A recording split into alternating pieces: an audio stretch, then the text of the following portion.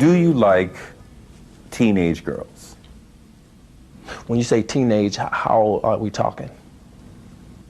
Girls who are teenagers. Rolex on your wrist, a plain Jane. For someone to come home with me, all you have to do is be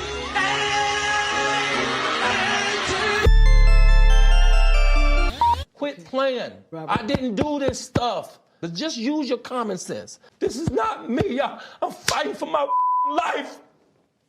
Y'all killing me with this. This is not about music. Seen error and error and error. Seen that.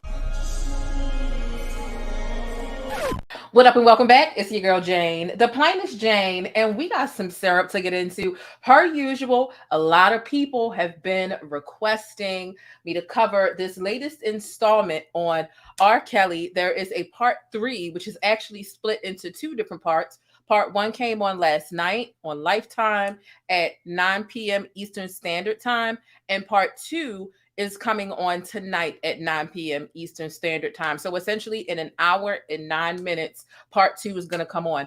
Part 1 last night was very, very lengthy. If you're a channel member, you have access to backstage, members only posts, videos, etc. And I let you know that I was up until about like a little past 4 in the morning, watching it once, watching it again to really make sure I had thorough notes. A lot of people like, I'm not paying for cable. It's not even like you can buy the app for $5. Like you really have to have cable or have someone's cable log in order to watch this. And a lot of people just aren't willing. And a lot of people feel like it's overkill. But listen, I'm getting ahead of myself. As y'all step foot onto my bus, y'all know what I need y'all to do. It's free to hit the like button, and you need to pay your fare, okay? In order for you to ride my bus, all I require is that you hit the thumbs up button. You know, subscribing is a bonus, but come on in. I hope y'all have had a wonderful day. Happy Tuesday, especially to all the folks that went back to work today. I know I did. My job observed New Year's Day since I believe it was on a Sunday on Monday, which was yesterday. So my first day getting back into the swing of things. Y'all know I was on vacation last week. So I hope y'all are feeling great. Let's go ahead and get into it, okay? Just to let you know what we're discussing, okay, today. Yet another, okay, brand new Surviving R. Kelly. Part 3, the final chapter, okay? As I discussed, there is a part 1 and a part 2. I'm going to give you my thorough, detailed notes, and we're going to go over the cliff notes of what was discussed then. I do plan on opening up the phone lines to allow you all to call in and sound off as well. Whether you agree with me or not, whether you love or hate R. Kelly, call in, sound off, voice your opinion, okay? I know for me, when I heard that there was a part 3, it's called the final chapter. I'm like, for why though? For why do we need another one? And you know, to add clarity to that, right? There was another trial that took place after the last one, right? Surviving R. Kelly 2. And since that, the last release, they wanted to capture some of the things, the evidence and the participants in the latest trial. But, you know, I got to keep it a buck. I got to keep it a buck. Okay. I get it. Some people think it's overkill. They think it's, you know, beating a dead horse. I do feel like it's overkill, but I still watched. Okay. And I'm going to give you my thorough notes regardless. I would agree that it's overkill. And with that, I do have to say that it did seem a bit repetitive as I watched it last night. It seemed pretty repetitive, but it was still very graphic. You know, when we're talking about these women who were girls at that time and what they experienced at the hands of R. Kelly, it's still pretty graphic. Okay, it was getting pretty graphic last night, and so.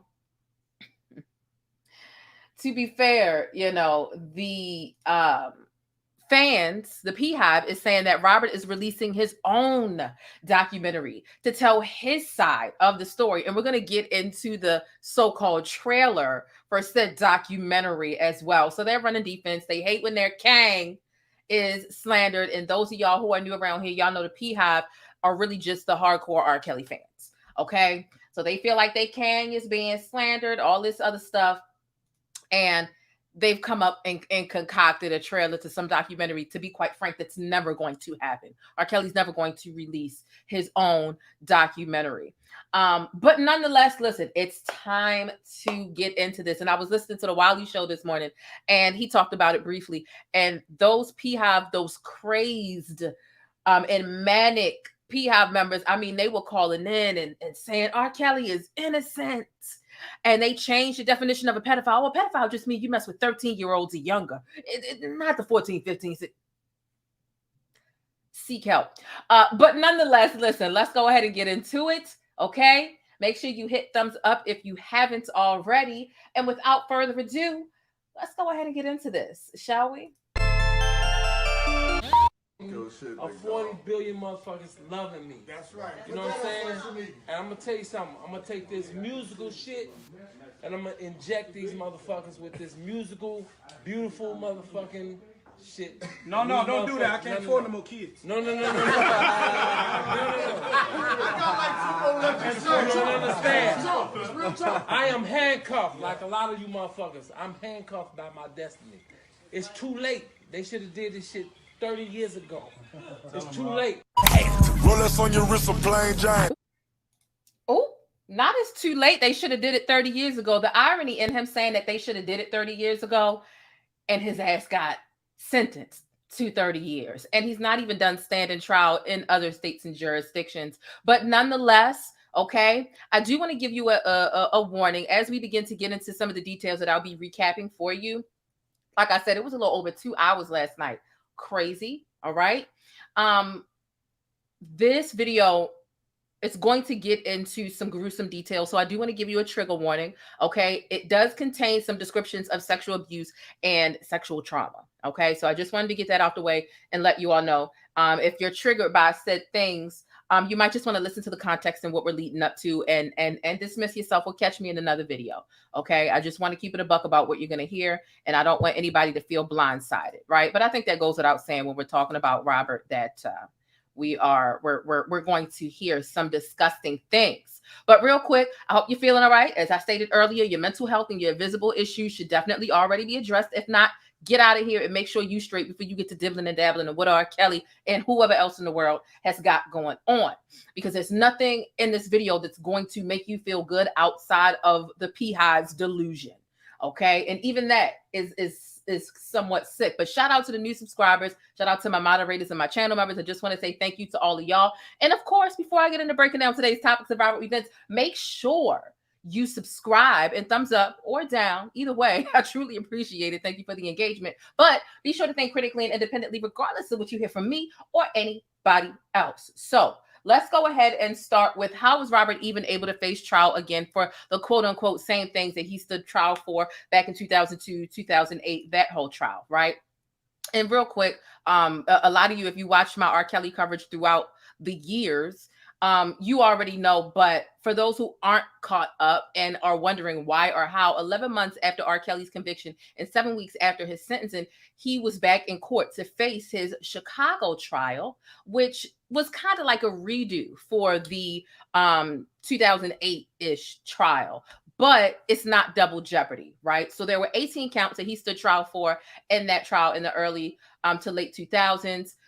Child pornography, right? 27-minute long sex tape, him having sex with a minor. What was missing was testimony. And that's the reason why that missing testimony and somebody actually testifying, it provided a handicap for the jurors, and they weren't able to, without the shadow of a doubt, reach a guilty verdict at that time, which is why, he was acquitted. He was found not guilty. Okay. So the different crimes that he committed as it relates to the same victims are some of the parallels that connected this recent trial and sentencing to that situation. So some of the same victims, some of the same crimes, but the charge was different. Before it was child pornography, right? This recent one, it was racketeering, it was RICO, it was the Mann Act. So different crimes, and that allows them, when they're trying to get you for a RICO, because of course one man isn't an enterprise.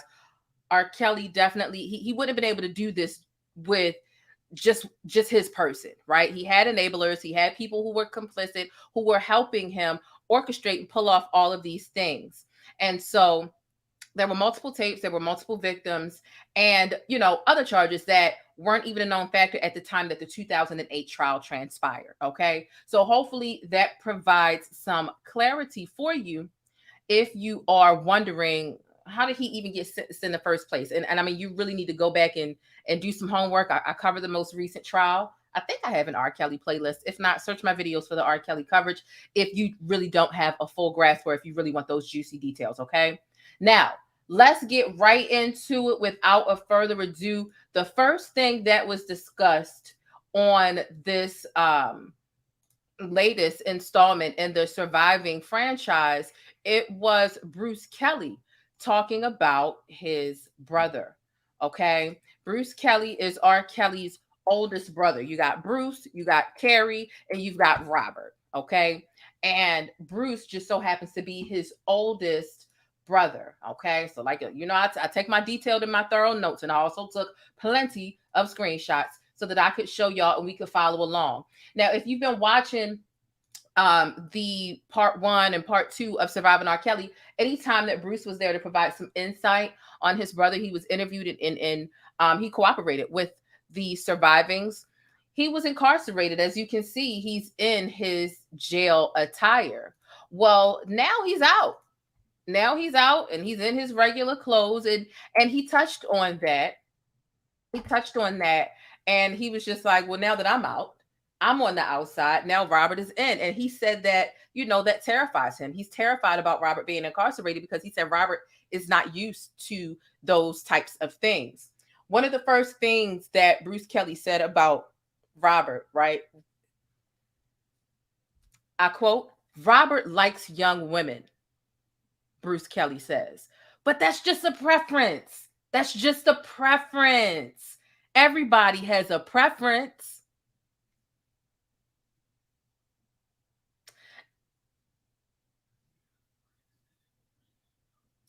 Young women or underage women, right? Girls who are teenagers, right? Okay. But he goes on to contradict himself, and he says, look, Robert is guilty about a lot of things, but sex trafficking and racketeering is not one of them. Okay. He goes on to say that he wasn't sure who or if anyone was lying on his brother R. Kelly because he was incarcerated at that time. He said he would have to go back and look through transcripts and listen to everyone's spoken scenarios and details in order to truly know. So you don't know if the girls are lying, but he's not guilty of sex trafficking and racketeering. Okay. All of them slow, right? All of them slow. He also said he was concerned about Robert because he said having your freedom stripped away from you in any sense, it's degrading. He's not sure his brother can handle that. He also expressed how he really tried. He insisted that his brother learn how to read. He was really trying to get, we all know Robert don't even know how to read green eggs and ham. Okay. And so he was trying to get Robert to learn how to read. And he said, him not knowing how to read and having all these people around him, he's vulnerable in the sense he trusts too many people to do too many different things. They've got him signing over his royalties and they're taking advantage of him because he's ignorant, right? And the word ignorant, not in the sense of a diss, but literally without knowledge, without understanding the original definition of the word. He's ignorant and he has no clue what the contracts he's signing are really saying. True statement. One of the true statements that Bruce made. So now what I want to do, he said, how you write lyrics you can't read. See, I mean, knowing how to talk and knowing how to read are two different things. He was the type of person, he would like say what his lyrics were, sing them around somebody and tell somebody to write them down for him, so that if and when he forgot, he could have them read it out loud for him again.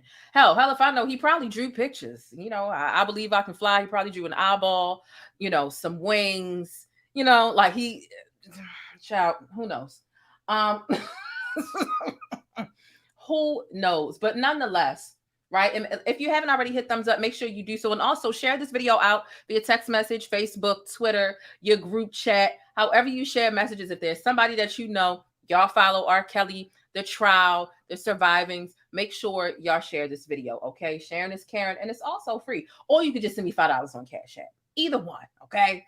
So now I want to get into the trailer, okay? We're also going to talk about Joycelyn Savage's handler. We're going to talk about that as well. I find that to be pretty goddamn eerie. Here's a vintage picture that they flashed on the screen last night during the documentary. This is an older picture of Robert and his brother, Kerry Kelly. Obviously, this was before Kerry went to, am I saying that right? Not Kerry, Bruce. Of Bruce Kelly. Okay. Obviously, this is before Bruce went to jail, but this is him and his brother. I thought that it was a nostalgic pic, and it's I do think that all the Kellys do resemble a bit, but that's a whole nother thing. Now I want to get into this trailer. You know what? Before I even start dragging it, let me just go ahead and play it. Let's go to the bush first, because we definitely gonna need the bush. Okay. It was gone. Let me just go in the bush and weep. Let me just go in the bush and weep. I just have to go in the bush and weep. Really. I don't understand. I swear to God, I don't understand. Okay. So without further ado, let's go ahead and get into this, what is supposed to be the trailer to a documentary that R. Kelly is creating himself. Okay. Let's go ahead and get into this.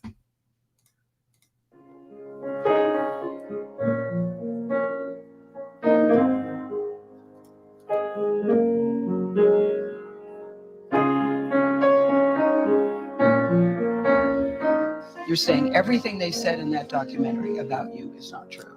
They are lying on me. You are supporting a pedophile. Nothing good about me. I'm just a child molester. The devil. Come on, guys. As long as my breath is going in and out, you know, I try to, even when I get ready to complain, I think about that and I say, you know what? I ain't gonna even say nothing. I just breathe, baby. I breathe on these niggas, you heard me? 20-some women trapped in my house in the basement in Atlanta. Well, first of all, my house in Atlanta doesn't even have a fucking basement. This is my story. The only thing I could do is say what's real and say what's on my heart and give it to y'all like y'all want it. You want the truth.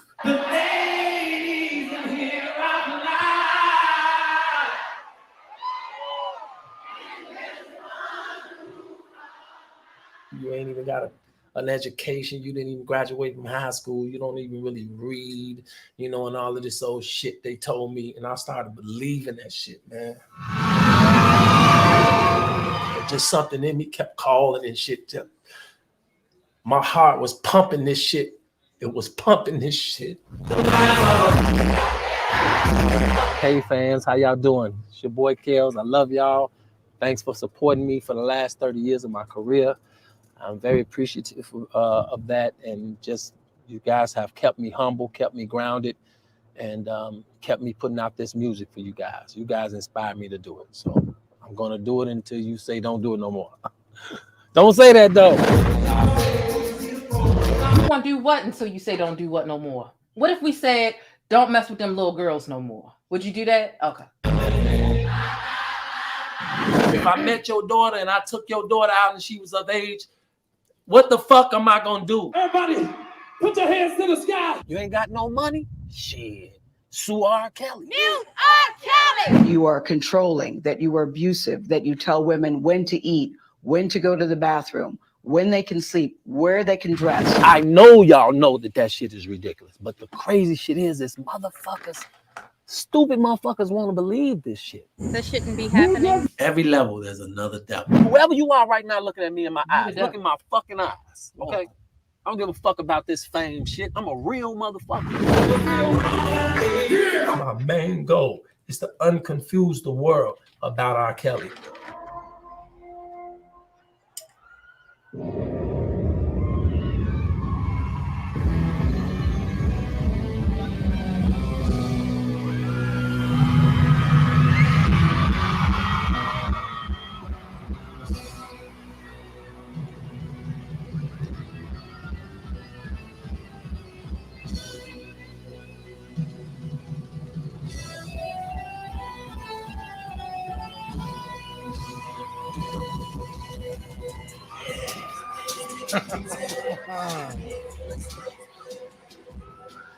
I'm ready, yeah. I'm ready, yeah. I'm ready to say what I feel. Keep it real. Say what I feel. You don't know me. You ain't never been in my house. You ain't never been in my bedroom. So you cannot judge me.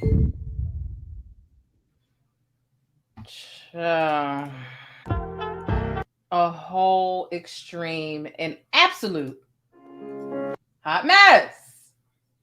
Hot mess. Okay. That's the trailer. What do y'all think of the trailer?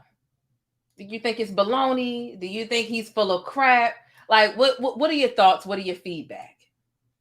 Let me know. Let me know. Let me know. I also want to know from you all, do you think that this documentary, this installment in the documentary, do you think that it was bogus? It was overkill? Put a 1 in the chat if you feel like, you know what, this documentary was absolutely necessary. We needed a part 3 of Surviving R. Kelly. Put a 1 if you felt like we needed that. Put a 2 if you feel like it's overkill. What else can we learn here?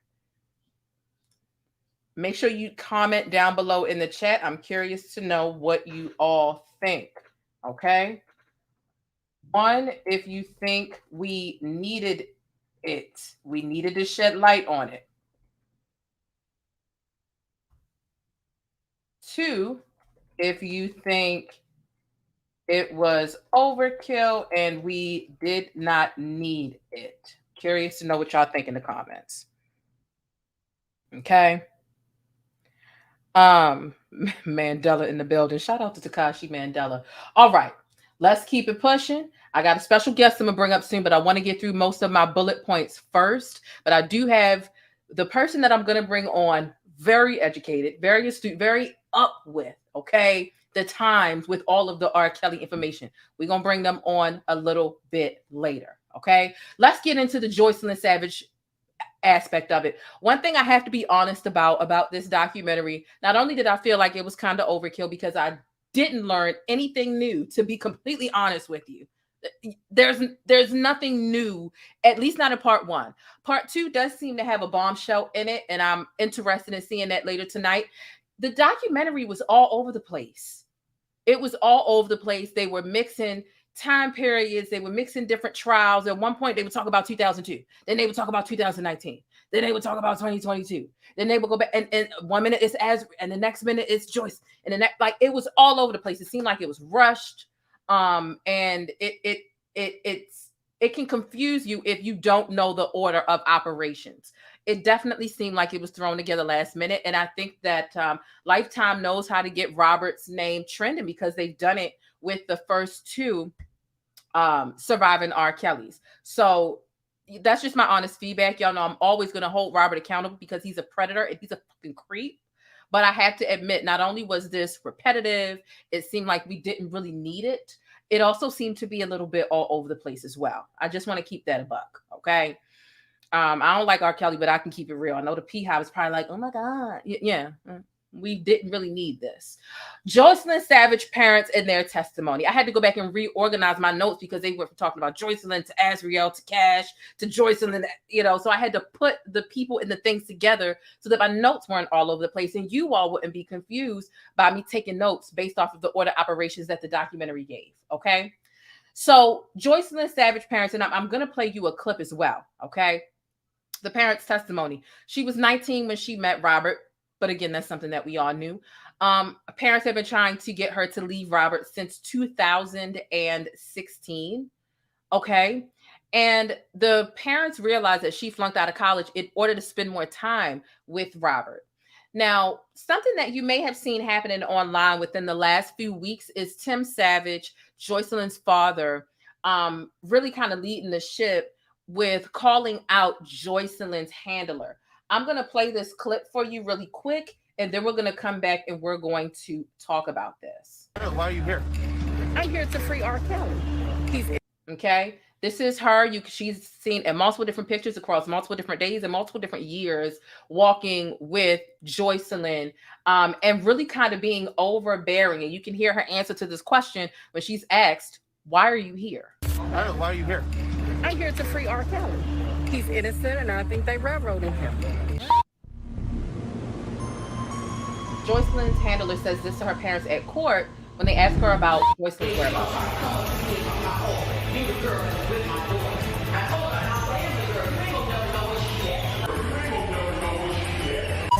Rolex on your wrist, a plain Jane. So let me go back and read the captions. It sounds clear to me, but now that I listen to it here, it might sound a bit muffled for you. They were asking about where's Joycelyn, her parents. And this woman is gloating and says, you know, she gonna come up to me talking about, oh, you the girl that be with Joycelyn Savage. And that was my daughter. And she told her, yeah, I'm the girl, and you ain't gonna never know where Joycelyn Savage is at. Right. And I know a lot of people feel like Joycelyn is grown, leave her alone. But for parents to just be respectfully asking where their child is, and for her to respond that way so aggressively, she knows she's holding on to information that this family wants, that this family needs. And this woman is what Tim Savage is saying, her handler. And that's not hard to believe, especially with the way this woman has acted. I couldn't put all the footage in here because obviously Lifetime would give me a copyright strike. But this woman is very strange, very possessive, and very overbearing over Joycelyn Savage, to be honest. Okay. Literally telling the parents, you ain't never gonna know where she at. So I just hope Joycelyn's safe. Because again, Robert wasn't always present to keep, the young women, the young girls who are now women, to keep them, hostage or contained, right? He had other people helping him do that. So this woman definitely seems like she has that capability. Thank you so much, Shawty, for the $5 super chat. Says you're doing a great job. Thank you so much. I really do appreciate that. All right. Now let's keep it pushing here. Okay. Now we're going to get into the part about Asriel Clary, right? Asriel Clary's part comes up, and Angelo is Asriel's dad, and it's her kind of saying that he got a call at 4:00 in the morning from Asriel saying, Dad, you got to come get me now, which is a stark difference from when we saw Asriel Clary on Gayle King really kind of going at it with Gayle King and defending Robert at that time. Her and Joycelyn were sitting side by side. And in this clip in the documentary, Tim Savage and Angelo Clary was sitting side by side.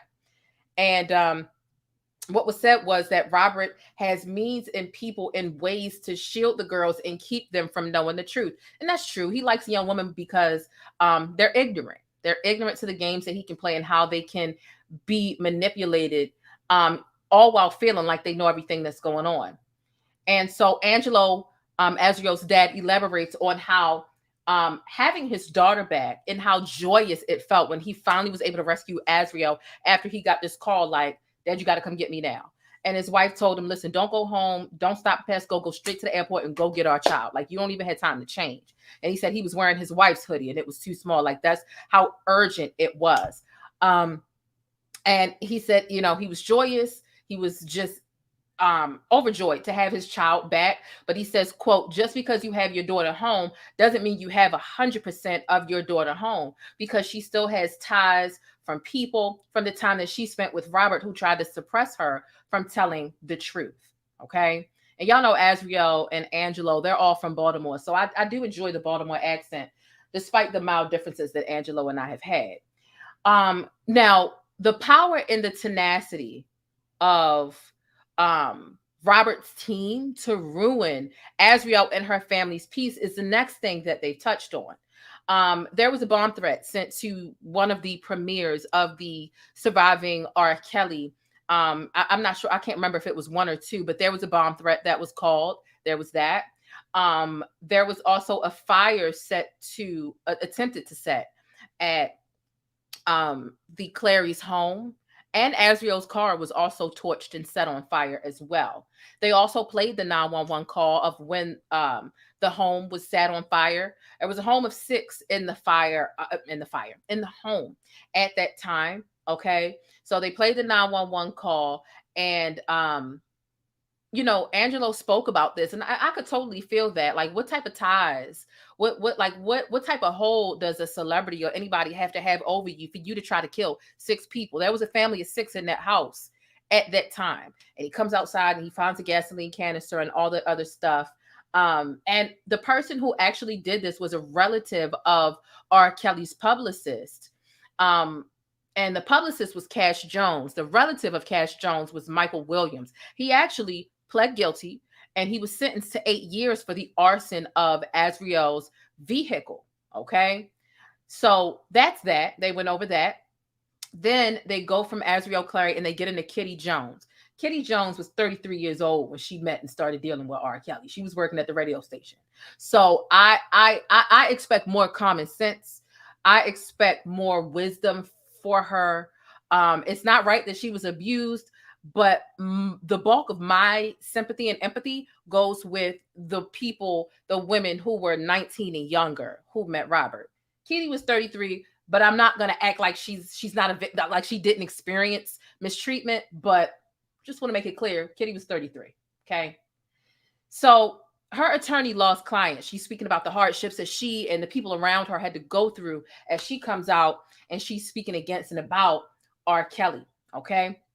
Her attorney lost clients in the process of helping her to get a voice. And she says she heard, a lot of people looking at the narrative that R. Kelly's team and fan took on. And that was that the system was saying that you're bringing down a black man. You're bringing down a black man, and that made her feel some type of way. Okay, so she expresses that, and she said R. Kelly, his team, and everyone around him kind of tapped into that narrative. Why are you trying to bring down a black man? Okay, and society shunned the victims of, the cruel and abusive treatment that all of his victims had to endure. The backlash sent a very clear message, according to Kitty Jones, that protecting black men is more important than protecting black women. She said that it's not society. Well, it wasn't Kitty that said that. It was like an expert. I think it was like a BuzzFeed journalist that said it. I don't even think that it's society that didn't believe some of his credible victims, but society turned a blind eye because R. Kelly was a prodigy. He was a talented superstar. And to that, I have to agree. For some reason in our community, I can't speak on other communities, even though I feel like it's true outside of our community. But in the black community, if it's a man that makes good music, it doesn't matter if he beat up Rihanna. It doesn't matter if he abused young girls sexually. If they made good music, you'll just have people out here capping and refusing to hold them accountable. It's sick. It's sick. And music is just one form of talent. I think it could be true for like actors and stuff as well, but I'm like laser focused on this. When it comes to musicians, Trey Songz, Chris Brown, even though Chris Brown, that was a long time ago, but that's just something that we have a hard time with doing. So for her to say, I don't think society didn't believe him. They just didn't want to throw him away. Very true. Now we get into the part about Geronda Pace. Okay. And Geronda spoke about her struggles in coming forward and being brave enough to speak about her experience with Robert over the years. And remember, she met R. Kelly outside of the courthouse during his mid 2000s trial, right? To 2002 or 2008. And I have all that information on my website on theplainesjane.com. She was speaking about how she can't even enroll her children in school because of the level of exposure and visibility and the intrusive nature of people who are invested in the trial, specifically people who are fans of R. Kelly. Because if you really think that R. Kelly's a predator, you're not trying to harm the well-being of Geronda or her family. But if you're on the side, if you're an R. Kelly fanatic, then it can become dangerous. So you could even hear her kids in the background as she spoke. She was doing her interview virtually from home, and you could hear her kids in the background. Now, mind you, she was super duper pregnant. She was super duper pregnant the last time I believe she was in court. Like she was about to pop. And she kind of told him, like, I'm about to go into labor. And they were like, well, if you don't show up, then you're going to have some penalties according to the law. Very sick. Okay. Then we get into the RICO charges, right? And the words that they literally used, the RICO charges, and they said, the beauty or the brilliance of the RICO charge. Because remember, these were some of the same things that they were trying to pin him down for in the 2000s, and it didn't work. But that was child pornography charges, right? But then they came back with the RICO charge, which allows them to bring in some of those same pieces of evidence, some of those same victims, some of those same events, and present them in court because this is a different charge, which means it's not technically double jeopardy. So they said that, the beauty and the brilliance of the RICO charge is that, again, R. Kelly had to have a lot of enablers in order to pull this off. You've got to understand that people enable because they want to be in proximity to power. Let that sink in. I know I'm probably speaking a mile a minute. That's because there's a lot that I need to get in. And look, the special was 2 hours, and I don't feel like my summary should take 2 hours. So bear with me and slow it down a little bit if you need to. But you've got to understand that people enable because they want to be in proximity to power. Very true. When you're pulling strings and the big dog, who would be R. Kelly here in this mob, organized, orchestrated crime, you feel like you have a little bit of that power too, because you're the one making sure that the girls ask for permission to use the bathroom, not letting them out the room, et cetera, et cetera. And again, this is RICO, right? This is racketeering because what is racketeering? It is orchestrated and organized crime. People who come together to commit a series of different crimes. They were yes men. And they spoke about the prosecution's opening statements, and they said, this is about the mob. A group of people that get together to commit crimes. Mobs aren't always Italians in leather jackets trying to kill people over their drugs in the restaurant front that they use to clean the money. No, like that, we're living in a different day and age. So RICO allowed them to bring in witnesses and victims who aren't necessarily being charged with crimes related to R. Kelly's web of guilt. Okay. So this is also part of what they discussed. If you haven't already done so, do me this favor. Hit the thumbs up button. Thank you so much. I appreciate it. Otherwise, we can fight and I can kick you off the bus. But let's keep it pushing. Lisa Van Allen. Okay. Now we get to the part where Lisa Van Allen is speaking. And like I said, I had to put things together in my notes because everything was all over the place. So I just grouped together everybody's testimony into chunks that were cohesive and made sense. Lisa Van Allen, she did testify in the trial from the 2000s in which he was acquitted.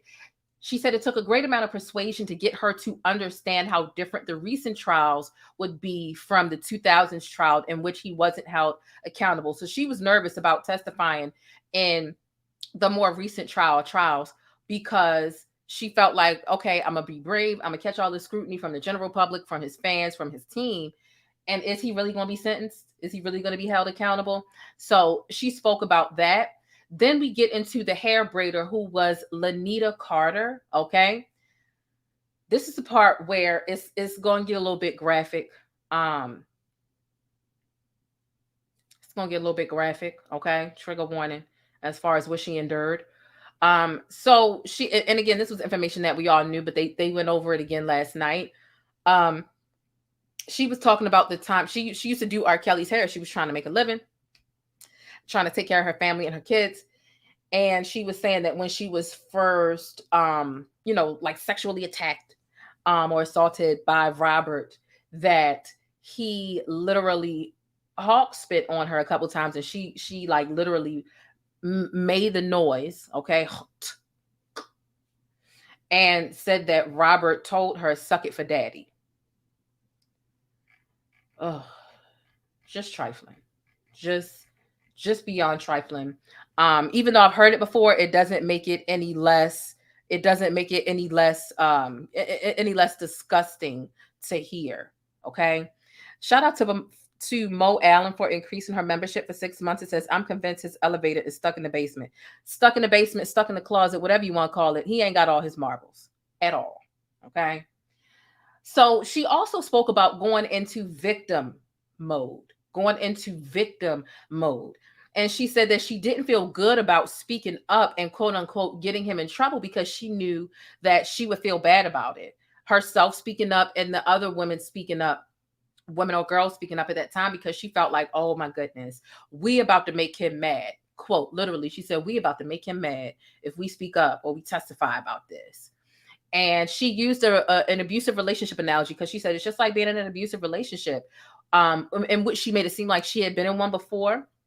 And she said, you're in an abusive relationship. He puts his hands on you. He roughs you up, whatever the case is. And the police arrive. And the police are then roughing him up.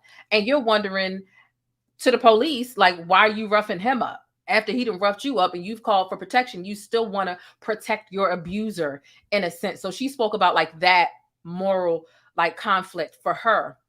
And she also said, quote, they're saying R. Kelly is being railroaded by the system.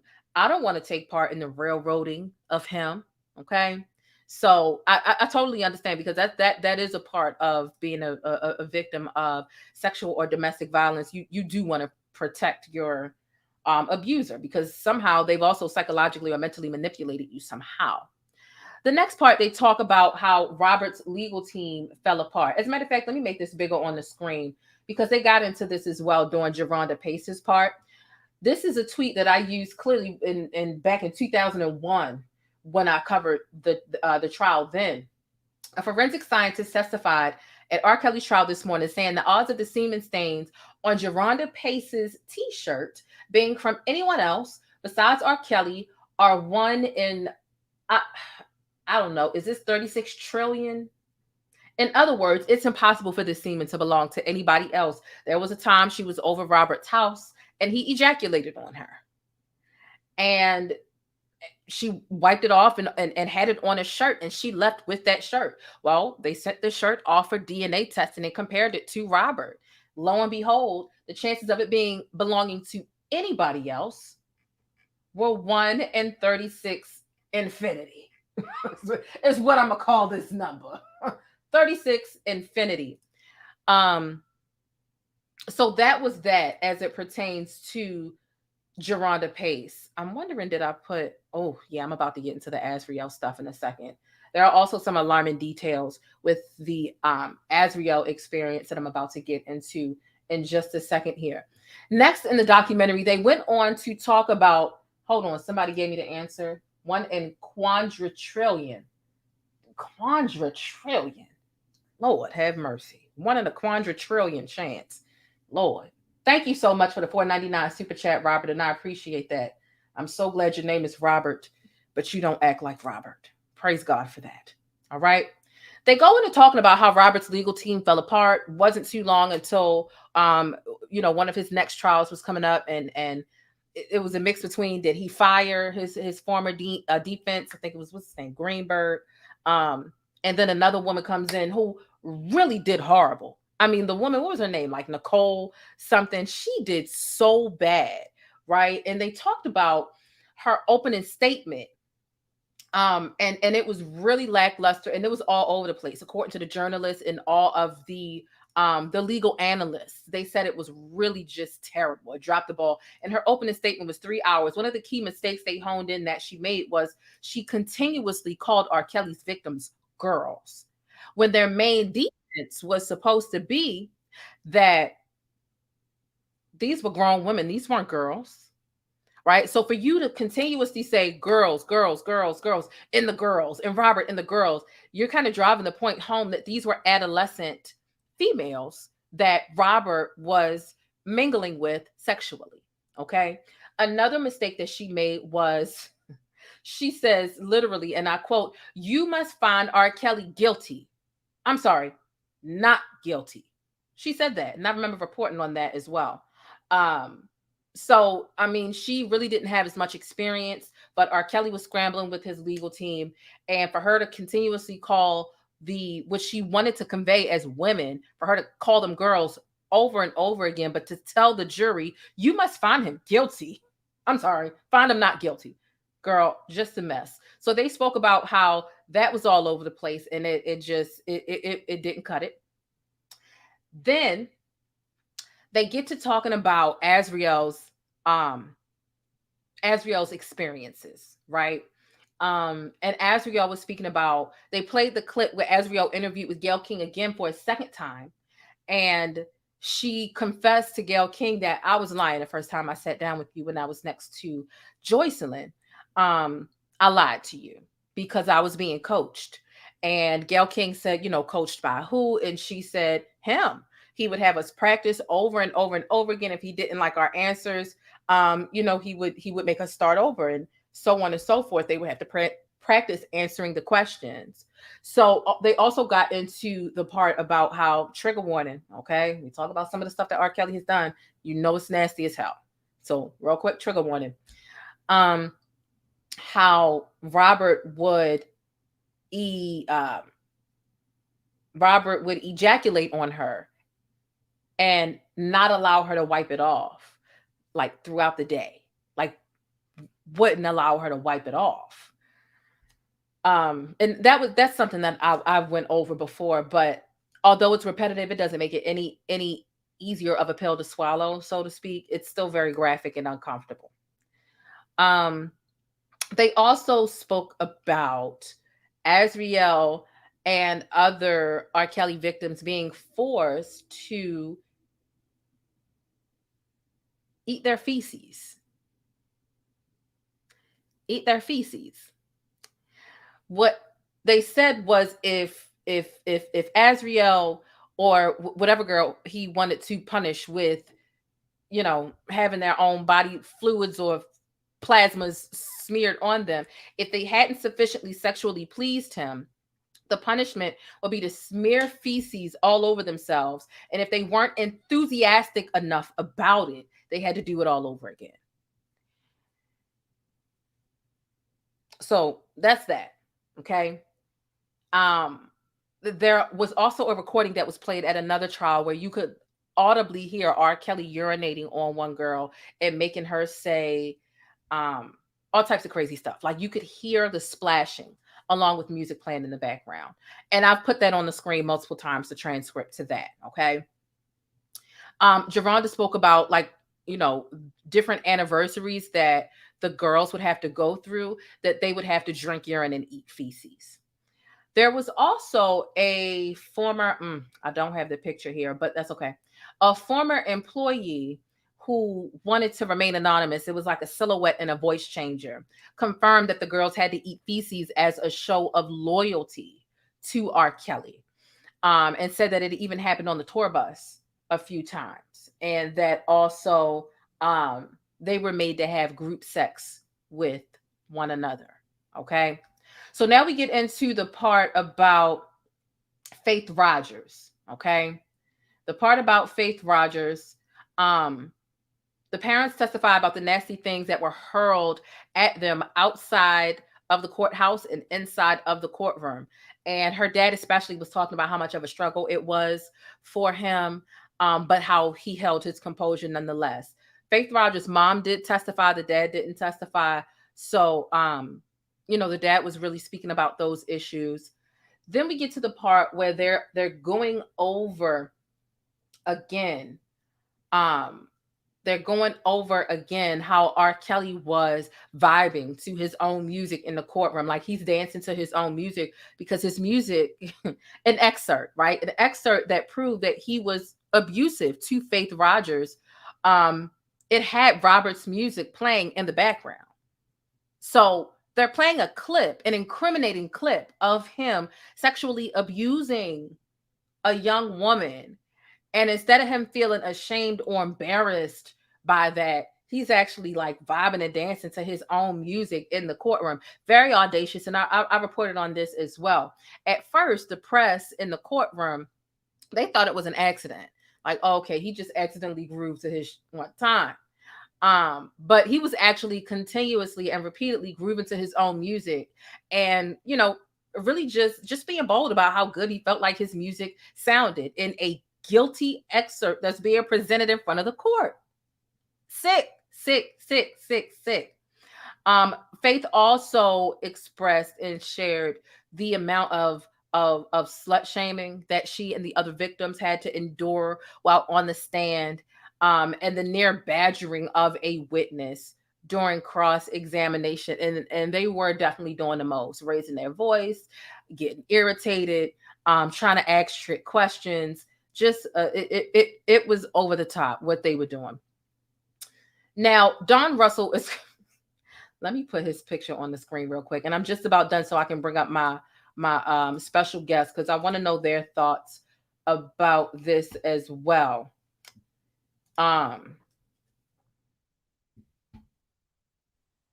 This fool right here, and I mean, hey, shout out to Nick at Night for getting the exclusive interview with him when he lied and act like he didn't send that bomb threat to the surviving R. Kelly premiere, when in fact it was proved that he did. He's currently facing pending charges in the Southern and Eastern districts of New York for stalking and intimidating a witness, that being Faith Rogers' mother. He also pled guilty to the bomb threat of the surviving premiere. Okay. He was, you know, one of R. Kelly's, he was dedicated and loyal to R. Kelly so much he's willing to do dirt and get time. And that's where we are with it. Okay. Now we get to Diane Copeland. So Diane Copeland was, I would say, a handler, but I think her official title was like an assistant, and she worked on and off for R. Kelly for several years. And Michael Strahan ended up asking her in a sit-down interview. He says, quote, "Young women asking permission to use the bathroom and being locked away or held captive, that don't seem strange to you?" Diana says, "Look, I know Robert as the family man and the businessman. My job as his assistant stops at the threshold of his bedroom." Girl, stop playing. You knew what the hell he was doing. You was helping him do this stuff. She said no one was under the age of 18. She'd know that was a lie. She was booking flights for Asriel and so on and so forth. And she also kept laughing and giggling during this interview as if there was something funny. You're associated with R. Kelly. As a matter of fact, you helped him execute some of these. You enabled him, right?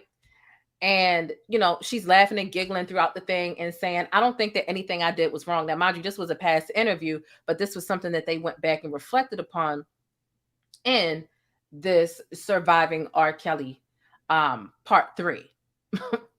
Part 3, but part 1 of 2 of part 3, because the other part comes on tonight as well. Okay.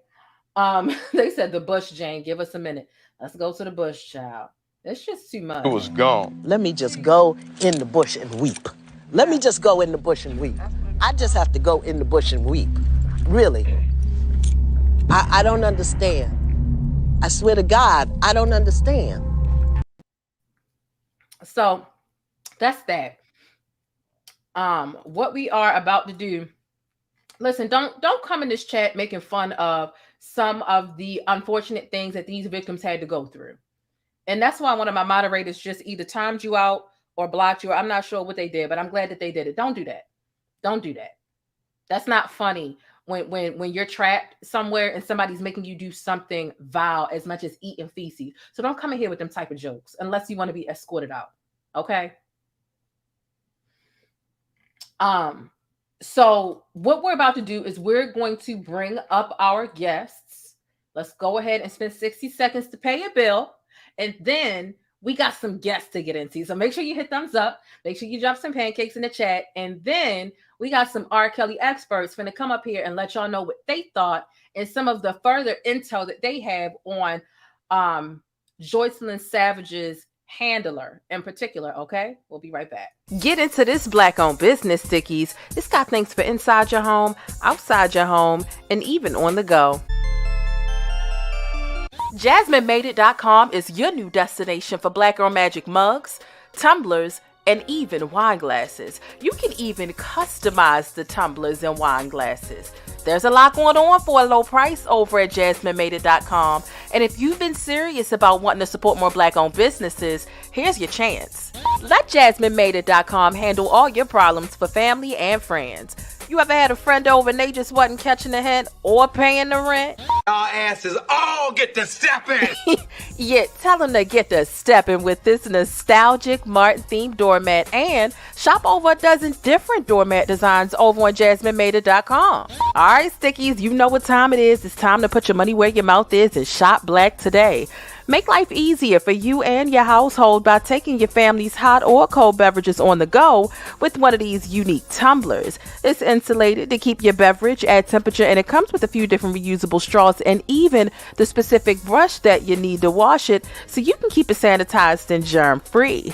They've got all kinds of designs to match your mood or style. So grab something for your wife, the hubby, or even the kids over on JasmineMadeIt.com. That's JasmineMadeIt.com, and I'll see you over there.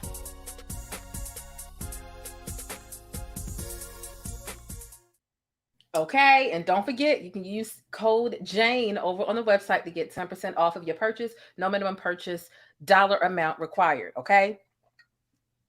Somebody said, run one more ad. We need some time to get ourselves together. It's okay. Look, shout out to all the makeup girlies in the chat. Drop a lipstick tube if you wear makeup and if you're big into it, okay? I know I like a little bit of makeup, but look, here's the thing. Y'all need to go over and subscribe to Deeper Than Skin Deep's channel. It is the very first link down below in the description box. You'll see at Deeper Than Skin Deep in blue down below in the description box, the very first clickable link when you look down there. Y'all need to go over there for high-end skincare and makeup advice and tutorials, okay? You can get information about what to buy at Sephora or Ulta if you bang with them stores.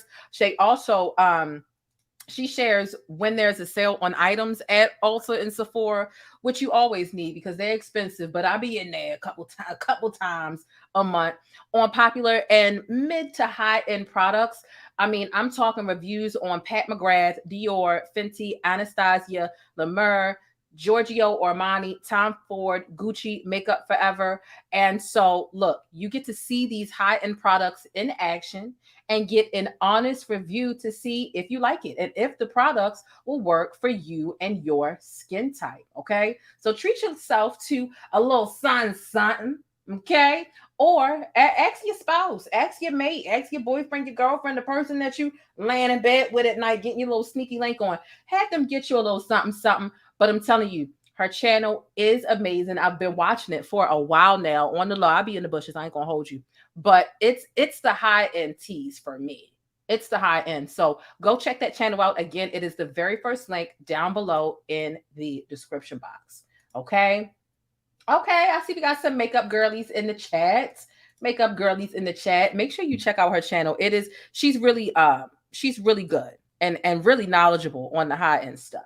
I'm knowledgeable on like MAC, Anastasia, and that's pretty much kind of like where I stay. Other than that, I don't have a problem with drugstore stuff. And you know, MAC is the same thing as Bobbi Brown, Smashbox, Estee Lauder. They're all the same company. But anyway, let's get back into what we need to discuss. Okay. I gotta make sure I get y'all right. Okay. Get your products from the Black-owned business. Get your makeup on with your girl, Deeper Than Skin Deep. Okay. And then get your ass back over here and let's get into this syrup because it's sticky. Now, without further ado, drop some pancakes in the chat. I'm gonna get me a damn drum roll button for my soundboard that I still haven't set up. I got 2 soundboards. Let's get a mental drum roll going for Atmos. Okay, drop some pancakes. Let's get ready for Atmos. Let's bring them on up. Atmos, what is going on? What's going on, Planet Jane? How are you? I cannot complain. I appreciate you for gracing my platform. Man. Is it okay if I bring our other guest up here right now? Please do. Please do. Got you. Let's get ready for the Grown Little Boy podcast. That's the name of the channel. Okay. Let's bring them up. These are also some R. Kelly experts. They follow this stuff to a T. I know a lot of y'all look at me like I'm an expert of some sort when it comes to Robert. And I'll agree, I do study my stuff, but I got to give respect where respect is due. These brothers right here, literally these brothers right here, they follow this stuff. Before I get into asking y'all, yes, Atmos's emoji is the watermelon. So drop some watermelons in the chat. Thank you. before I get into asking you to elaborate on the, I'm gonna call it an investigation of some sort of the handler of Joycelyn. I want to get into that, but first, what were your thoughts on the documentary? Keep it a buck. Keep it a buck. I got 5 words to start it off. Can you hear me? Mm-hmm. This is a sick Negro. Don't make me pull it up. You got to hit it one time, please. Hit it. This is a sick Negro. He definitely is. That trailer to that documentary he coming out with was even sicker. Listen, I got to be honest with you. When I watched it yesterday, and by the way, this is an amazing job you did at breaking down those 2 hours in like 40 minutes. Like you're a beast. You're a beast at what you do. Thank you. Honestly, I was talking to my channel about how when you've read the transcripts and then you watch it on Lifetime, you're looking at it from a whole different lens because you want to see what matches up and what is off. And there were some things that I know there was a lot of people that said, you know what, a lot of this stuff was repetitive, right? And you're right, it was kind of all over the place. They was going from this person to this person to that. But if you really paid attention to it, they are forming a web. And what really blew my mind was, and I didn't know, I knew that he had them, playing in their urine and feces and all that. But when I saw this and it said that they had a year ritual that in order to celebrate their 1-year anniversary being with him, they had to eat his feces. That was like on a whole nother level of narcissism, of evil, of sickness, of a demented state of mind. Yeah. And I don't understand people that support someone who has that way of thinking and can put that kind of punishment on human beings. Larry, if you want to chime in, go ahead. Hey, Plainest Jane. Hey, how you doing? I'm good. Thanks for asking. Happy New Year. Happy New Year to you also. I'm reprocessing. I had to go back and watch it 2 or 3 times. I found a bunch of stuff, especially like when Diana Copeland was talking about when she testified to the word escape. And they was like, what do you mean escape? Right. And she testified to it. I guess one of the girls was there, was Anna.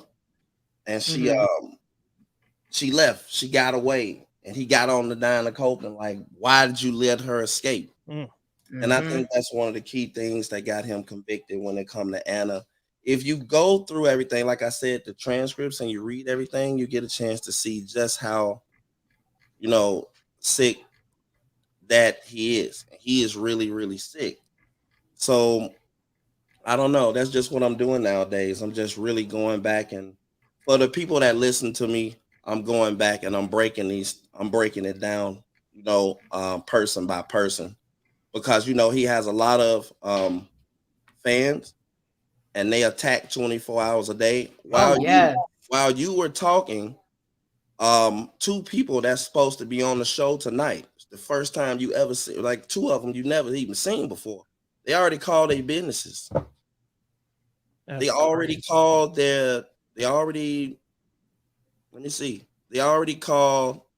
reported their businesses, city and state. So those are the kind of things that these people reach out to us to be able to be like, and we be like, hey, you need to lock your situation down and you need to tell your family members, because they're going to attack you on every level. They're going to send people to your house. They're going to call your mortgage. They're going to pull your taxes. They're going to do all of these different things. And they've been doing it for 4 years. So to the women that is on the docuseries and that went to court to testify, they're brave, because these people ain't no joke. Yeah. They're no joke. Now, as many people that want to call Asriel and others nasty, and I see the disrespectful comments that have come through, thank you to my mods who have blocked it. It's just like, that takes bravery to do, because they're speaking up helps to stop other young girls or women have to experience this. And if it was your niece or or your nephew, let's keep it a buck, you would want somebody to speak up to stop this sick cycle. But instead, it's easy to sit and make fun of what people had to do. And people ain't just eating and smearing shit on themselves for no reason. That's a life or death situation. You can't get out, and you're made to feel like if I don't do this, I'm going to be brutalized even further. That's a life or death situation. What else are you supposed to do? If I could jump in real quick, Plaintiff Jane.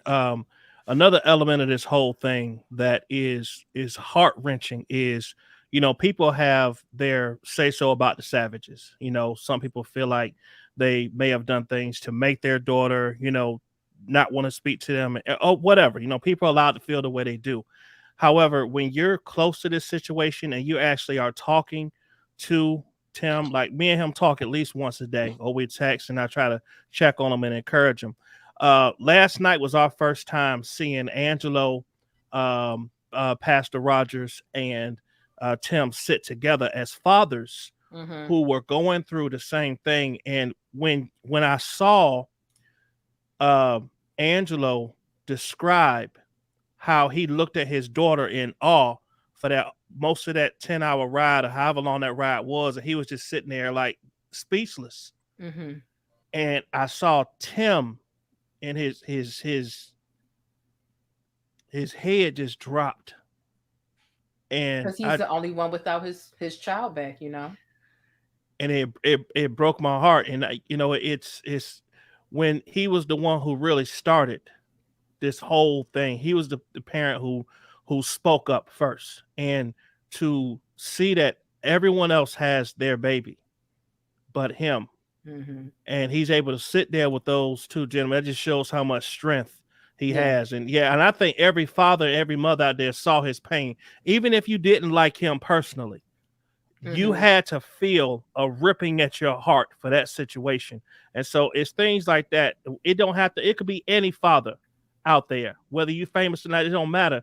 Like, no parent should have to feel their heart ripped away because someone wants to hold their child, restrict them from having access to their baby. No one. I don't care if your baby 10, 20, 30, 40, 50, that's still your baby that God gave you.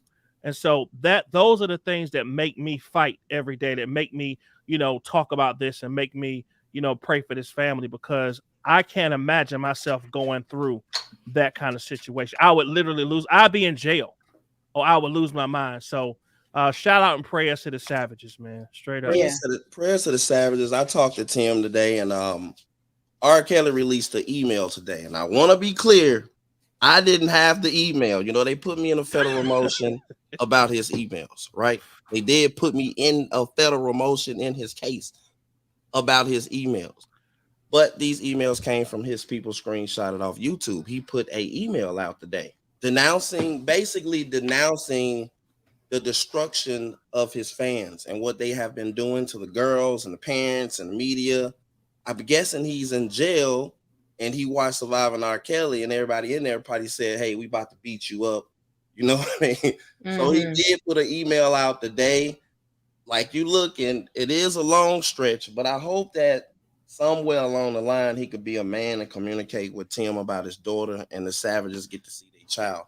I mean, they don't have a lot to go off on, but I just hope that's some break for them at this point, because everybody else is talking about how happy they is to get their child home and the progress their child is making. But I talk to Tim every day. And most of the time, Tim will call me. The first thing he'll say is, have you heard anything about my child? And I've pretty much ran out of positive things to say. I just be like, man, I haven't, but I think this out of this episode, I know we didn't need it, but we kind of did need it, because all of those survivors that's not on the show, like Miss Rogers and Mr. Rogers, it was good to see everybody on there come to the Savages' aid, because they've taken so many hits over these past 5 years, and it's good for them to feel like You know, I can tell by talking to them like they re-energized and they ready to get back in this thing to get out there and look for their daughter. You know, Yeah. so I think that, you know, I just hope that it continues past the documentary, because for me, I personally think a lot of the survivors that have books or that's in the show, once the documentary go off, I'm not by the savages with their phone, but it just seemed like they're on their own. You know what I mean? Yeah. Surviving R. Kelly wise. You Yeah, know, you so know what? It was so refreshing to hear from Dominique, to see yes. Dominique on camera, because you remember before that was a time when she left, but she went back. You know, it's difficult to leave somebody who has been abusing you in that way because you're trauma bonded to them. And to see Dominique, even though it wasn't for a whole bunch of time, it was a couple times like throughout. I was just like, it's so refreshing to see her face, although you feel like R. Kelly has sucked something out of all the girls, because when you look at the before pictures, before they had got tangled up with him, and afterwards, you see a bit of a difference, and it's more than just age. Not that none of them look ugly, you know what I mean? But it just seems like they were more innocent and joyous then. But it was still very refreshing for me to see and hear Dominique speak, even I though it was think, just a few words. I'm sorry. On the topic of Dominique, I think that she got tricked. I think that Diana Copeland tricked her, and she probably said, "Hey, you about to get married. Don't drag yourself into testifying against them. I'll handle it." And I think that she's always gonna regret not taking a stand against him, because Diana Copeland got up there and changed her whole story and didn't do nothing. So what she did was probably keep Dominique from testifying, and then she testified and didn't tell the whole truth. Yeah. That's what I can get from watching it. Yeah. I remember watching it earlier, part 1 or 2, when she got out and her mother was there and was happy, but then she went back. But to know that she's out for good is just like really amazing, to be honest. Right. I just love seeing her face. Planet Jane, thank you. I thank you for letting me come on. I'm gonna go ahead and watch this. It's about to come on. God bless y'all. I love what you're doing. Keep growing. Peace out, y'all. Love y'all. Peace out. Love you too. Thank you Same for coming thing, on. sis. Thank you for having me on anytime. I love your show. See a lot of people in the chat with Whitney D, Mary Blue. There's a lot of people I know. Thank you all, and continue to support Jane. And thank you for having me on. Appreciate you so much. Thank you for coming through. All right, thanks. All righty. All right. It was amazing to have not this clip. It was, bitch, that ain't what I'm trying to play either.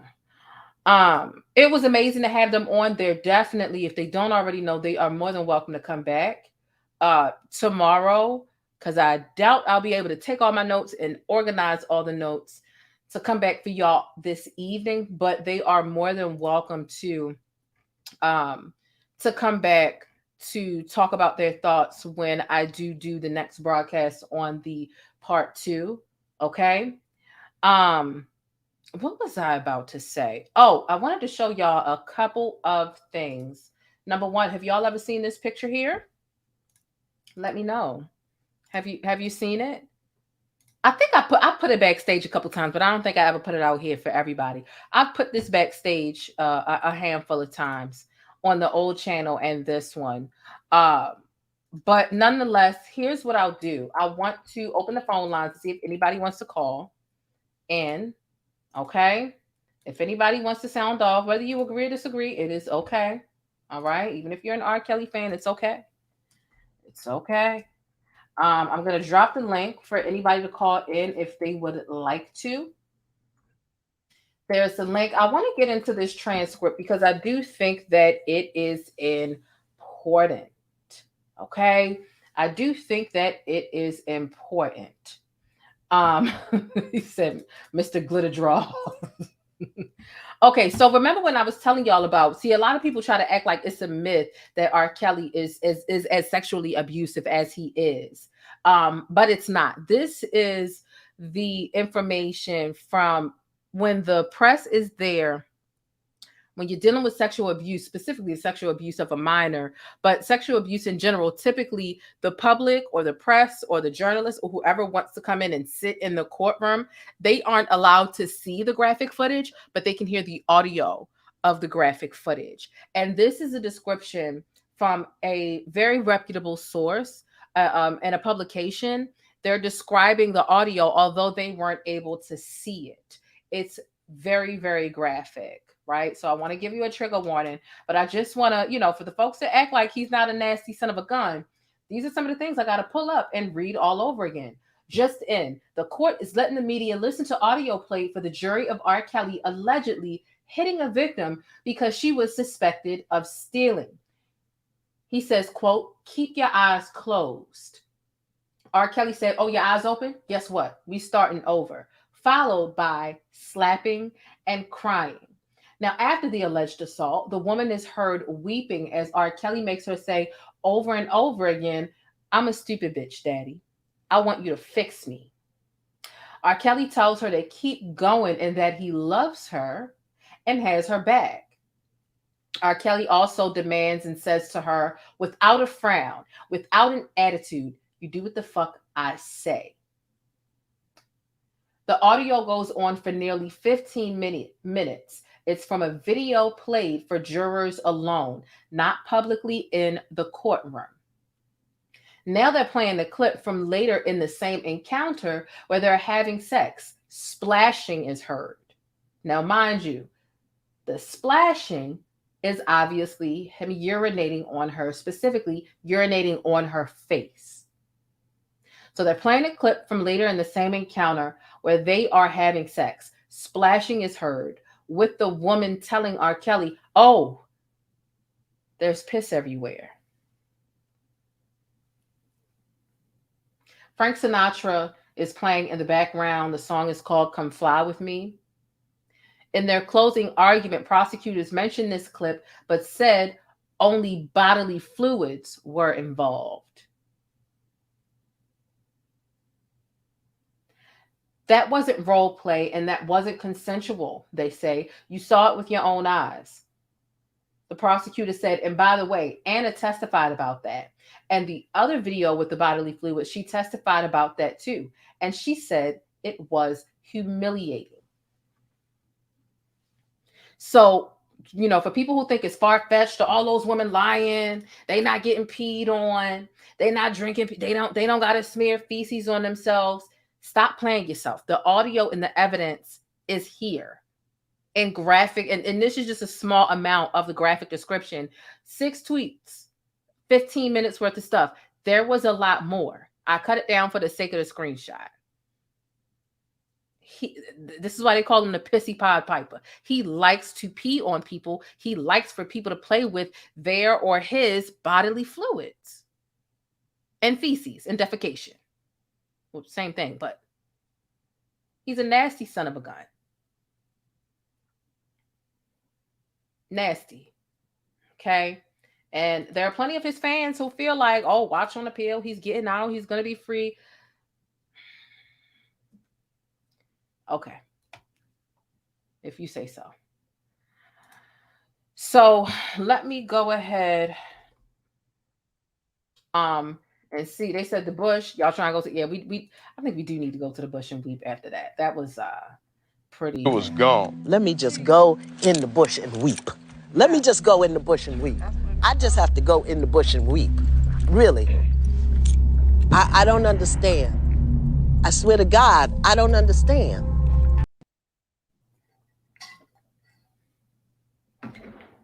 So let me know if I'm missing anybody that wants to call in.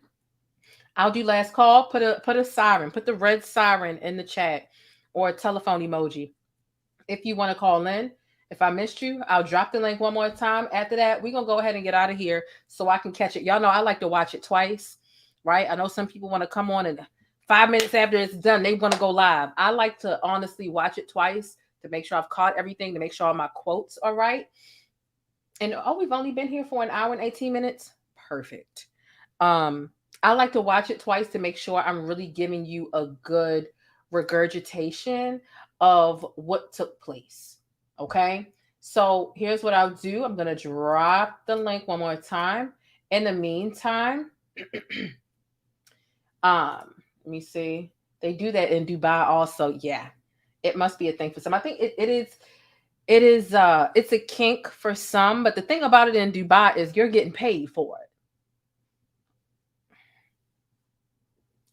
it. Not to say that abuse and signing up for a service to say, hey, you can shit on me for $2K, sex work, if you will. It's different than being abused and being forced to do it against your will. The people in Dubai are doing it because they want to and they get in the check. And they might not all the way want to, but they definitely consent to it. You know what I'm saying? Nasty. Here's what I'll do in case there's anybody who wants to call in. Please put your final thoughts. Please put your final questions in the chat while we play this, to make sure that I've hit on all points. If there are any burning or underlying dire questions you have, drop them. Closing thoughts, please drop them. Also, drop some pancakes in the chat. We'll be right back to close it out if nobody wants to call in, which would actually be great for my watch time and to keep the video as efficient as possible. But if there is somebody that wants to call in, that's okay as well. Okay. The plainest Jane. This is one of my favorite comments here. She says, I loves me some black, and she said, loves me some black news. She says, is it just me, or does anyone else get tired of seeing people that don't look like them delivering info about them day in and day out?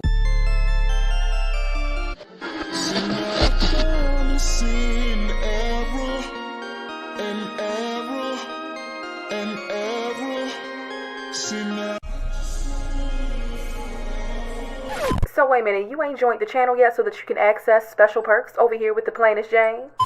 Rolex on your wrist, a plain Jane. Ooh, watch this. Hey, I'm the plainest Jane. I'm a cultural commentator and informant, and I provide sticky coverage on trending stories, black news, black culture, and everyday topics with a sticky, abstract perspective.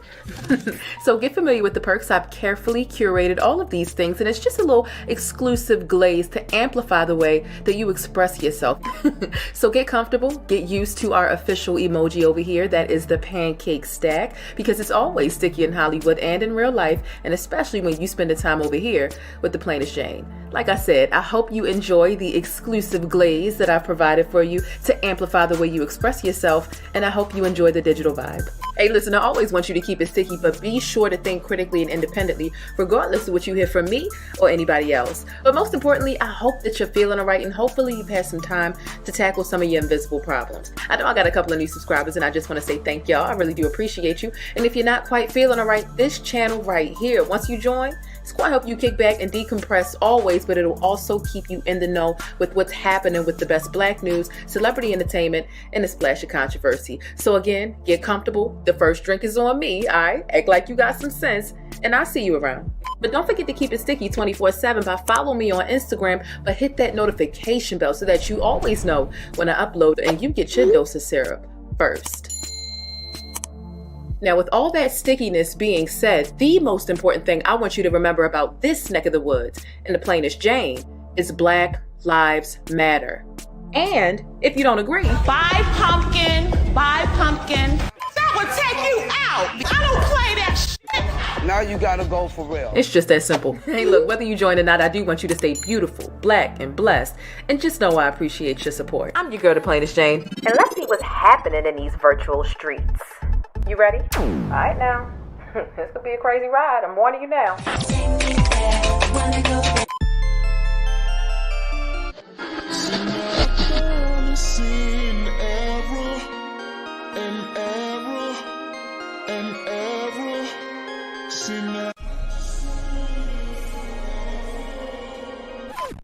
All right, and we are back. A lady 747 said, I don't even want to change a baby's diaper. That's how much I don't like shit. I know that's right. You know what babies be, ooh, they got a different strength of, ooh, them things be loaded. Worse than adults. But anyway. We got two callers back here. Let's bring up our first caller. What is going on, ABR? You're live on the air. Hello, how are you doing? Happy New Year, 2023. Thank you for asking. What are your thoughts about the documentary?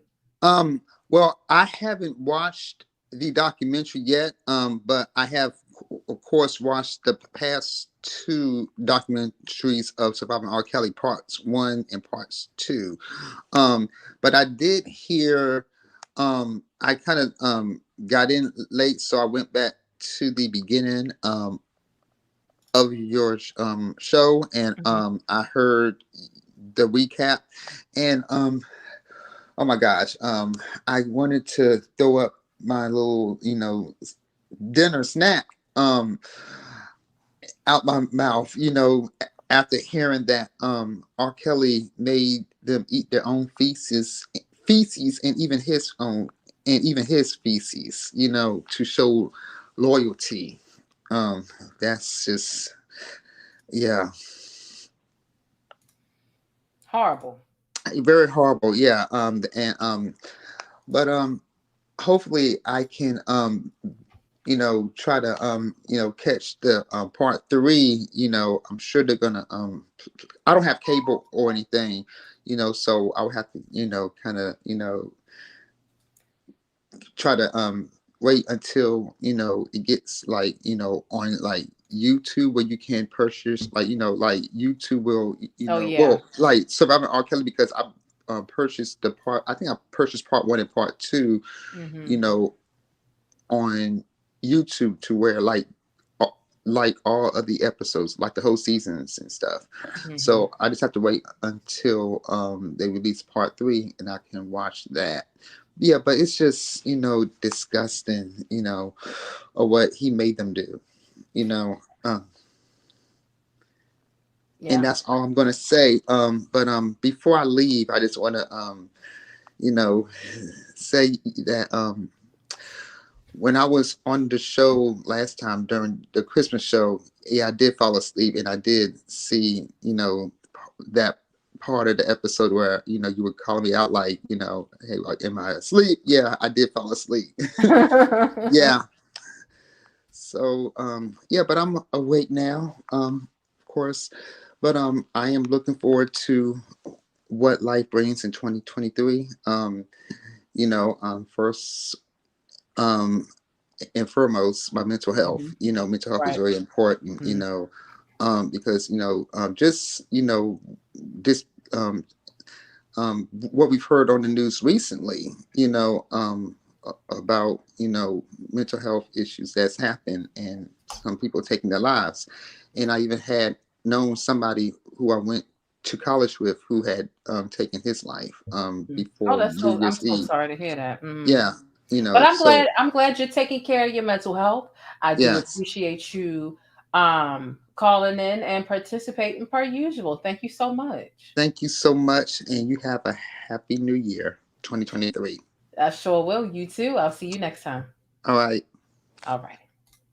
All right, let's go on to the next caller. Somebody asked, what are these pictures on the screen? Let me say this really quickly. This is Joycelyn's handler. Remember, I played that clip earlier. Let me see. Where is that clip? Here it is. Why are you here? I'm here to free R. Kelly. He's innocent, and I think they railroaded him. Okay. The handler proceeds to tell Joycelyn's parents they ain't never gonna know where she at.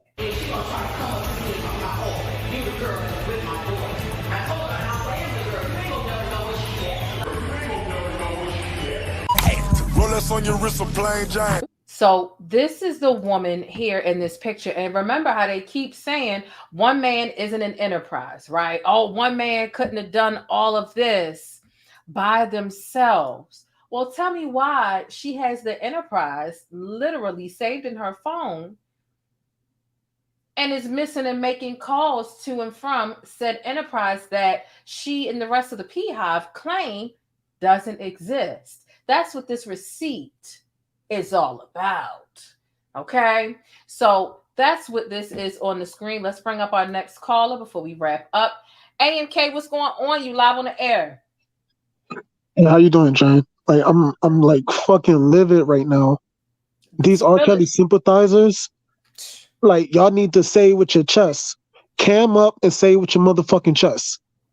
Don't be in the chat. Imani Thurman, come up here and say with your chest. Seriously. If you're not going to do that, stay the fuck out the chat. Mm-hmm. They be in the, I heard him calling in. Y'all know, I love Wally. I love the Wally show. He is a hilarious Kiki. Oh, they called into his almost like back to back, defending them and changing.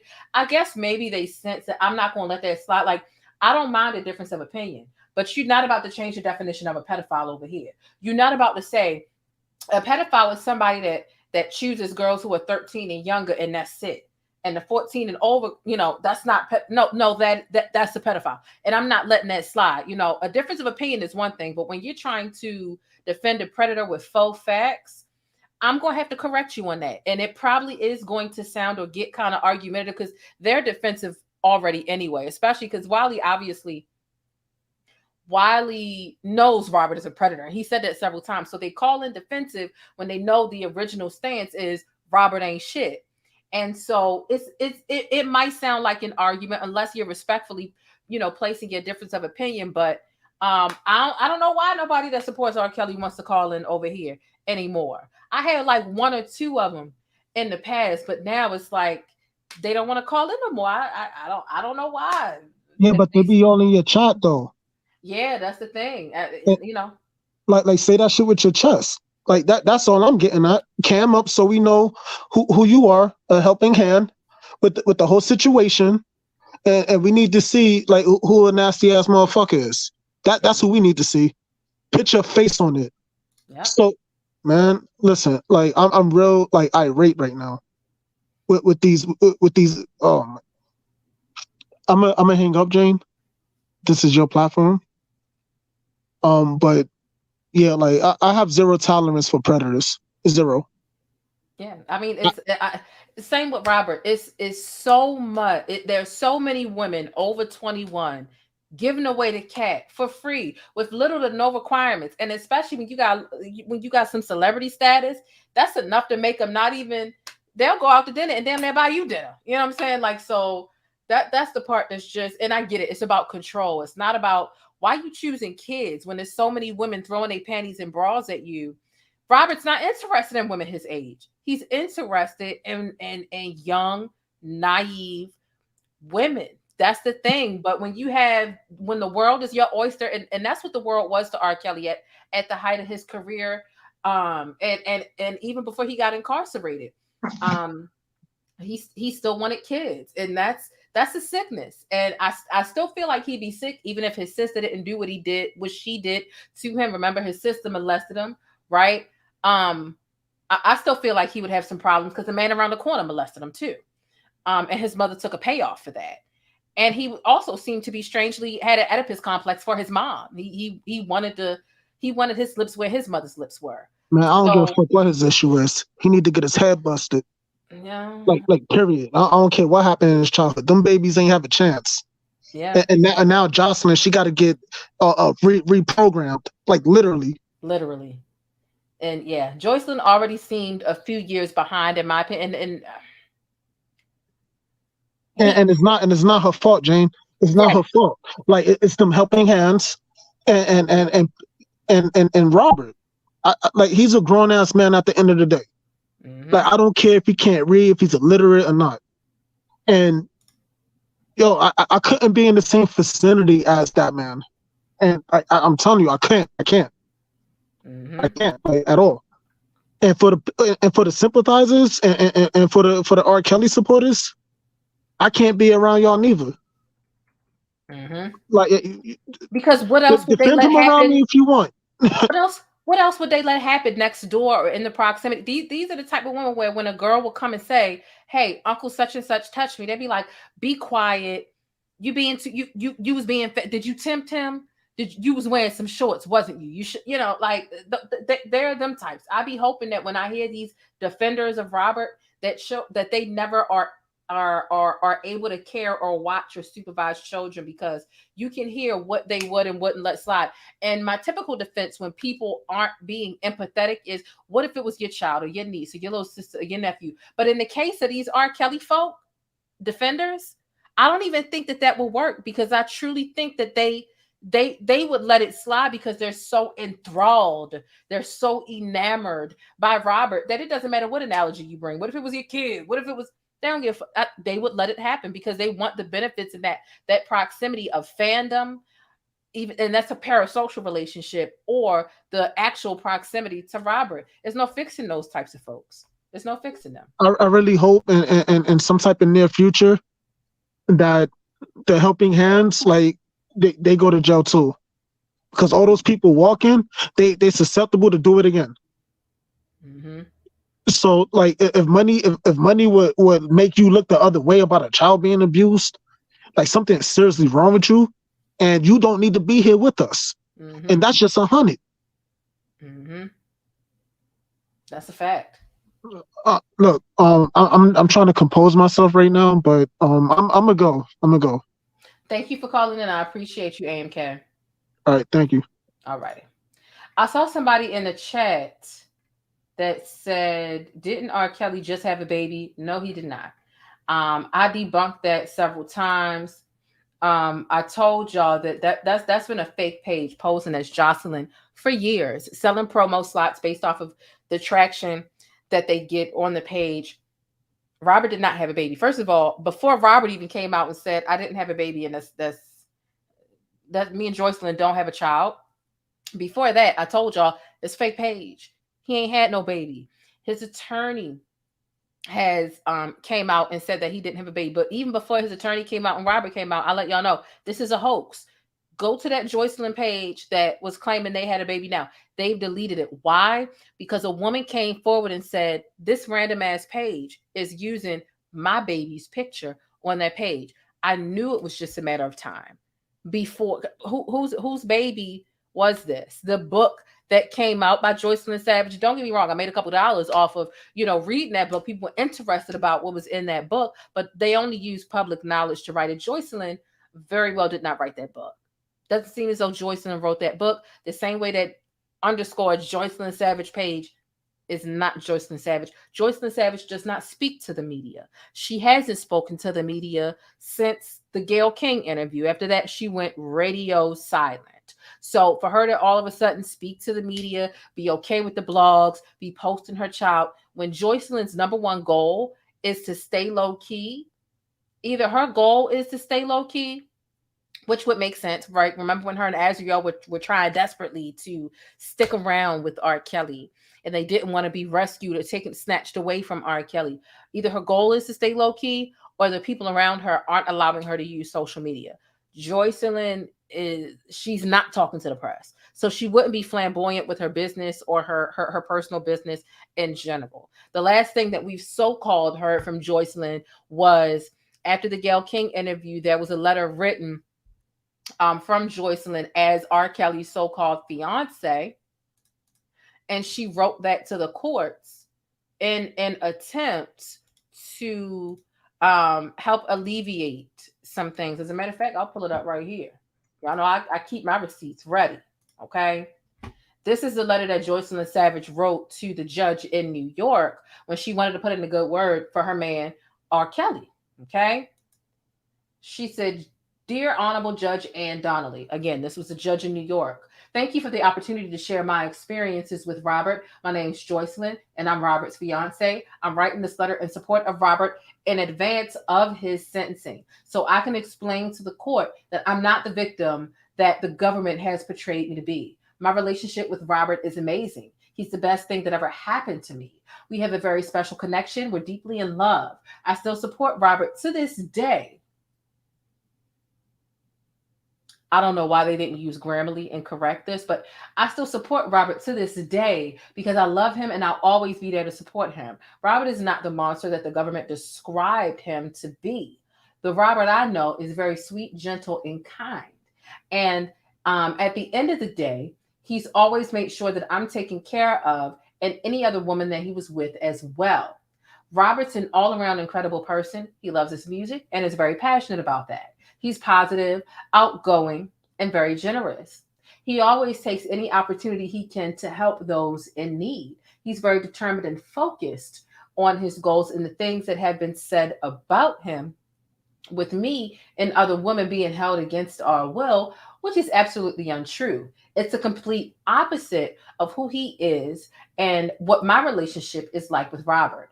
Robert and I are deeply in love, and it breaks my heart that the government has created a narrative that I'm the victim. I'm a grown woman and I can speak for myself, which is why I wanted to provide this letter to the court. I respectfully ask that the court take my words into consideration when sentencing Robert. He is a great man with a great heart, and he deserves to be home with his loved ones who are ready to support him. Thank you for reading this letter, Joycelyn Savage. Okay. So that's that. Okay. There was a lot of talk about Aaliyah in this part 1 of the docuseries, part 3 of Surviving R. Kelly. There was a lot of mention of Aaliyah, but nothing that you could really like hold on to. Most of the talk about Aaliyah was in the form of cliffhangers to get you into watching tonight's episode. So apparently there's going to be a woman testifying about what she was put through, what abuse she had to endure when she allegedly discovered the sex tape involving Robert and Aaliyah. So that's supposed to be included in this evening's what do you call it? Part 2 of the premiere of part 3 of Surviving R. Kelly, the final chapter. Okay. So that's that. Let me see. I just pray that she's okay. I remember in Surviving R. Kelly when Geronda said that they were to have a suicide pact. I do remember that. Yeah, I do remember that as well. Lady Webb said, respect the passion caller. Yes, absolutely. Absolutely. Shout out to Street TV for coming through 2 nights in a row. I appreciate you. You love my show and I love your platform as well. I do believe this is all that I have. What I'm going to do is I am going to jump off of here and get a head start on watching the premiere this evening. So I'll end this. I'll get to watching the rest of the premiere, and I'll watch it again in full, and then I'll have my notes and I'll be able to organize them. I really think that there's literally like a 25% chance I'll be able to present it this evening. 75% chance that I'll be able to present it tomorrow and organize it in a way. I like to be cohesive when I come on and not just like take notes and read the notes. I like to put it in an order that makes sense. I know my audience and what's really going to flow. So that is that. Okay. I think that's it. This was some sticky shit. As always, y'all know it's your girl Jane, the plainest Jane. And it's always going to be sticky over here when we're talking about celebrities, the Black celebrity world, or real life and stuff that affects everyday people like you and me. I think that this is a dual thing. It brings awareness to what's going on in the celebrity world, but predatory behaviors and practices and molestation, that happens to us everyday folk too. It doesn't just happen to celebrities. And celebrities aren't the only one who get some sort of leeway or just people wanting to defend them like crazy because they're nuts. If you can call into a show and say Robert is innocent, he didn't do this. And Wally asked one of the callers a clear question today. Wally said, so you think all of the girls are lying? All the girls are lying, not none of them telling the truth? The woman said, well, I don't believe Asriel. He said, that's not what I'm asking you. You saying each and every one of those victims are lying? There was another deflection. He had to ask the question a third, damn near a fourth time. And the person finally said, no, yeah. I think they all lying. You couldn't say that the first time. You pointed out 1 or 2 people who you felt weren't credible. And you've danced around and beat around the bush, literally. And finally you can choke up. Oh, okay, yeah, I think it's all of them. No, you named a couple that you have a personal gripe with, but this stuff isn't far-fetched, especially the feces, the urine, the abuse, the beatings. This stuff has been consistent for decades now.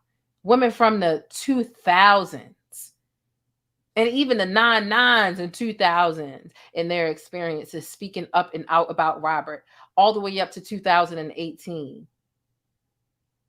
Like, come on now. Like, it's just strange. It's just strange. Okay.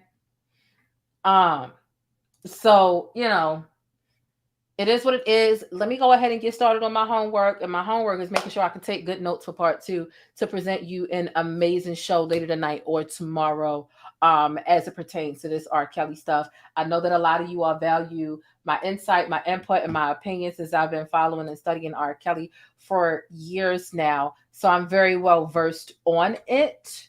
So I'm going to go ahead and I'm going to get out of here. Okay. Y'all know I love you so much. Okay. Let me know your final thoughts down below in the comment section or the chat. If you're on the bus, leave it in the chat. If you're chasing the bus, that means you're watching the replay. And I still want to know how you feel down below in the comments. Okay. Be sure to follow me and tag me in all your favorite trending topics on Instagram and on Twitter, specifically Twitter. Okay. Thank you for watching. Thank you for checking the community tab. Don't forget to subscribe to my backup channel. It's linked down below in the description box at TPJ Network. Also, subscribe to Deeper Than Skin Deep. It's the first link down below in the description box. Okay. High-end makeup reviews, advice, hauls, demos, tutorials, all that other stuff. All right. Subscribe, thumbs up or down. Either way, I appreciate it. But be sure to hit that notification bell because listen, you don't want to miss any of this celebrity or trending syrup because you know things are always sticky in Hollywood and in real life.